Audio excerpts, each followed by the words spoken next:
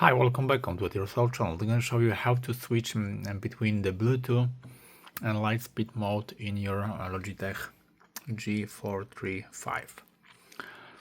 There is many videos in the internet to switch in between us, but as you see, there is a blue light rapidly blinking, so the headset is ready to connect by Bluetooth. It's worse quality, but if you want to use this LIGHTSPEED, you simply have to press this button. It's mute button for 3 seconds, and as you see, now you are in a LIGHTSPEED.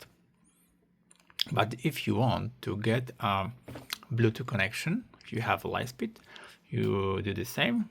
So after waking up the headset, press and hold for 3 seconds, and voila, you are in Bluetooth mode.